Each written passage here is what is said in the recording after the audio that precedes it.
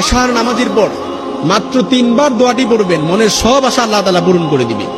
যে হাদিসে এসেছে, আল্লাহর হাবিব সাল্লাল্লাহু আলাইহি সাল্লাম বলেন, ওই সত্তার কসম যার হাতে আমার প্রাণ রয়েছে, ওই সত্তার কসম করে বলছি, কেউ যদি এই দোয়াটি পড়ে, আল্লাহ তাআলার কাছে কোনো দোয়া করে, আল্লাহ তাআলার কাছে কোনো দোয়া চায়, আল্লাহ তাআলা তা ফিরিয়ে দেয় না।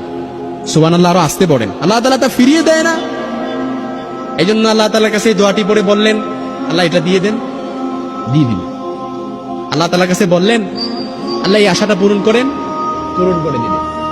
দোয়াটি একেবারে সহজ। আল্লাহুম্মা ইন্নী আসআলুকা বিআন্নী আশহাদু আন্নাকা আনতাল্লাহ লা ইলাহা ইল্লা আনতাল আহাদুস সামাদ আল্লাযী লাম ইয়ালিদ ওয়া লাম ইউলাদ ওয়া লাম ইয়াকুল লাহু কুফুয়ান আহাদ। আল্লাহরে বললেন, আল্লাহ এই দোয়াটা পড়ে আল্লাহকে বললেন, আল্লাহ একটু কষ্টে আছি, কষ্ট দূর করে দেন, দূর হয়ে যাবে, কবুল হয়ে যাবে।